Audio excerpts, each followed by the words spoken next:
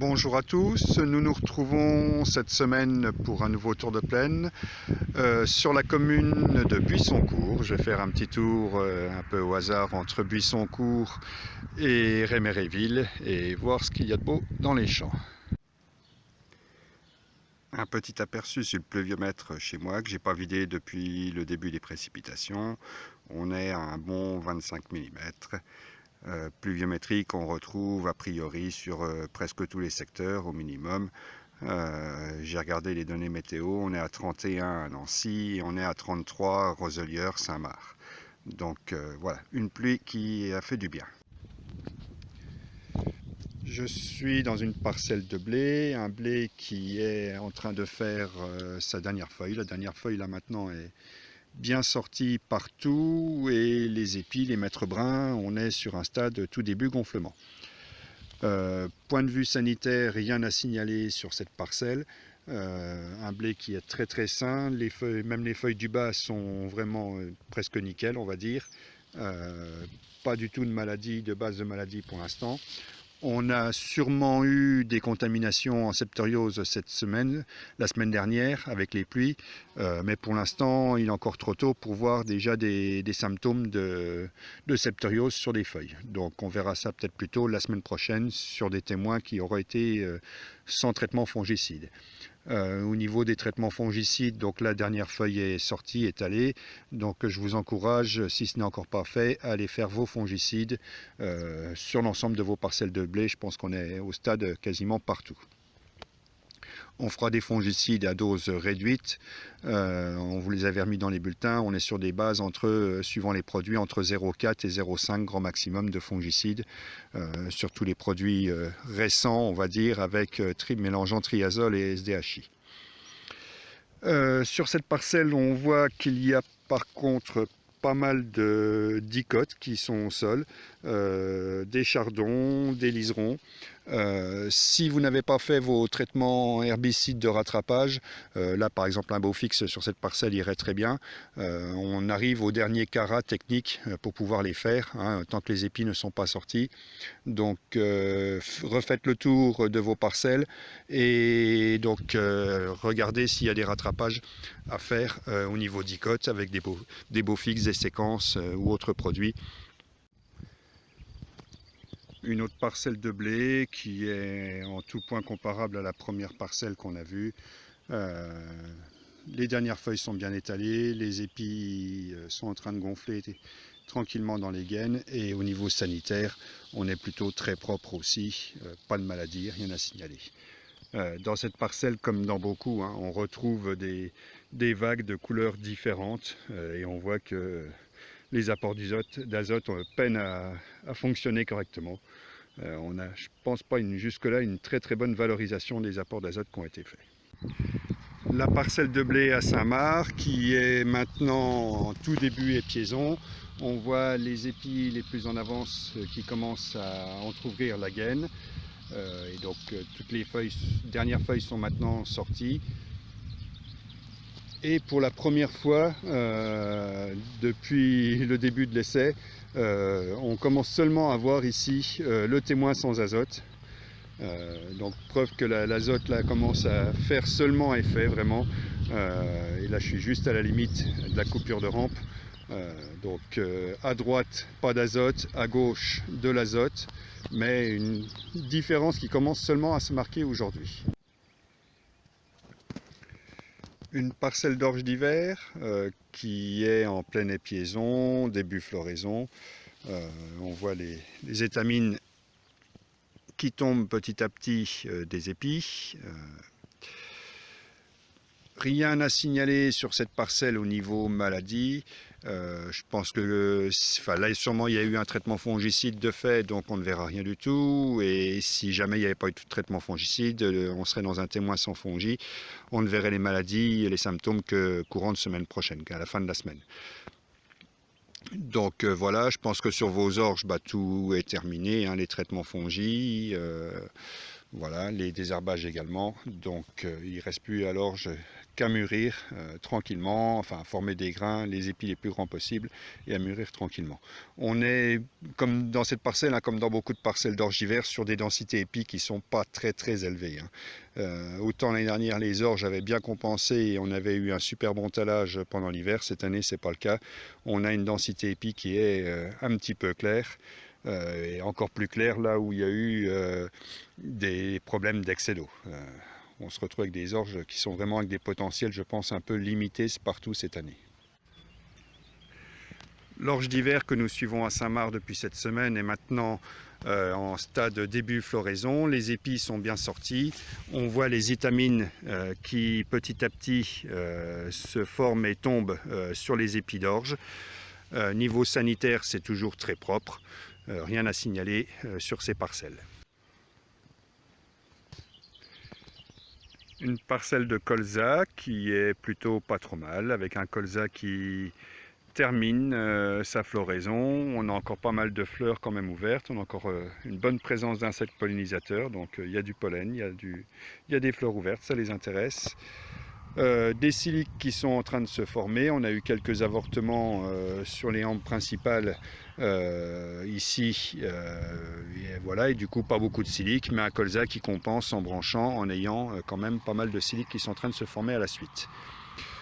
Par rapport au risque sclérotinia, on va seulement rentrer maintenant dans une petite phase de risque sclérotinia, mais avec des contaminations qui vont être plutôt tardives, donc peu dommageables. On voit quelques pétales de collés sur les feuilles, mais voilà, le temps que le sclérotinia passe de la feuille, du pétale à la feuille, de la feuille à la petite tige sur laquelle souvent est la feuille, et contamine la tige principale, on va, à mon avis, pas voir grand-chose en sclérotinia cette année.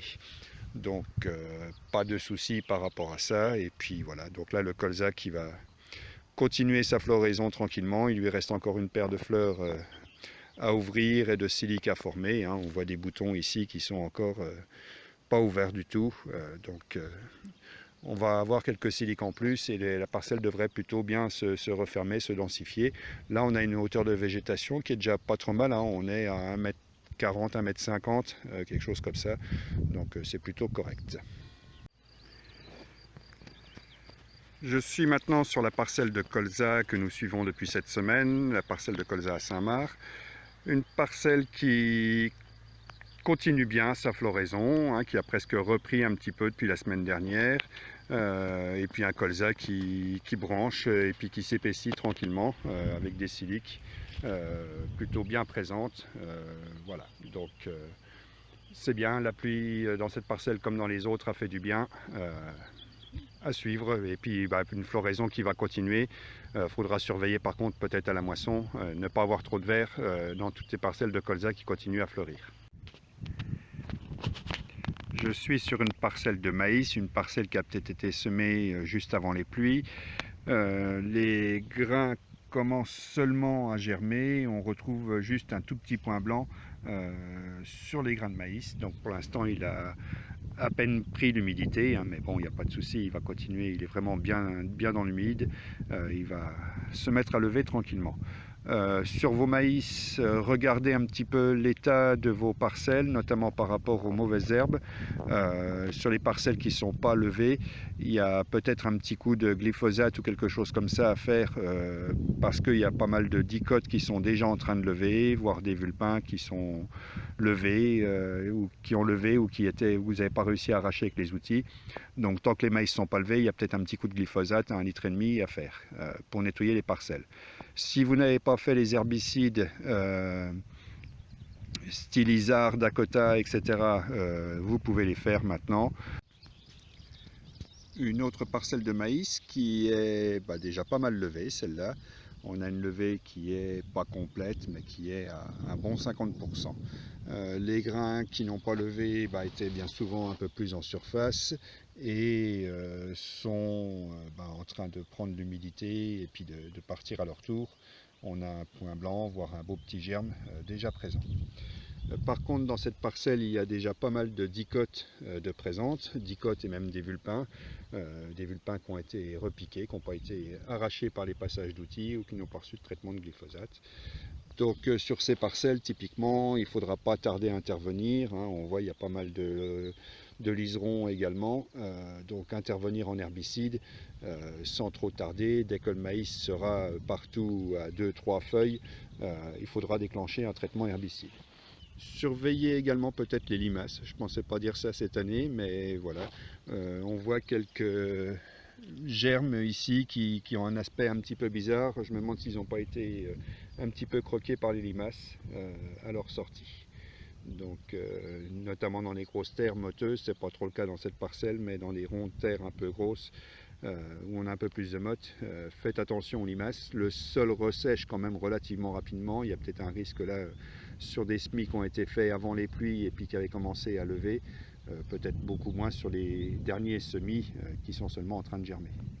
Une parcelle de tournesol qui a déjà bien levé ici sur le haut de la parcelle où on est plus blanche terre, qui n'est quasiment pas levé du tout sur le restant de la parcelle où on est terre un peu plus argileuse. Les grains qui n'ont pas levé jusque-là ont pris l'humidité, comme sur le maïs, sont avec un germe d'1 centimètre et donc devraient ne pas tarder à sortir. D'ici la fin de la semaine, on devrait voir une nouvelle levée commencer. Fin des interventions sur les tournesols qui sont levés comme ça avec tout ce qui est Dakota en prélevé ou les grosses doses de challenge. Et aujourd'hui, on se retrouve à pouvoir faire uniquement des doses réduites de mélange de Noval et de Prol.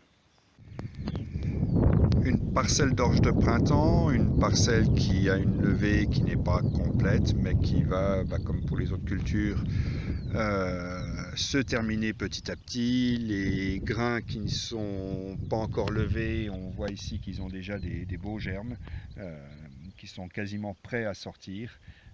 Donc la levée va se compléter petit à petit. On a peut-être eu un petit peu de perte, un peu de grains qui ont germé séché, mais pas tant que ça, je pense pas tant que ça. Donc la parcelle va continuer à se regarnir. Dans les orges de printemps, on retrouve pas mal de feuilles qui sont un petit peu abîmées. Ces symptômes-là, ce sont typiquement des symptômes de l'EMA. Les feuilles sont juste sur un côté, sur une face coupée, mâchurée. Il manque un petit peu de surface foliaire. C'est pas de la limace, donc ne confondez surtout pas les dégâts de l'EMA avec les dégâts de limace. Une limace nous mangerait carrément la feuille, on aurait carrément comme un coup de cutter dans les feuilles.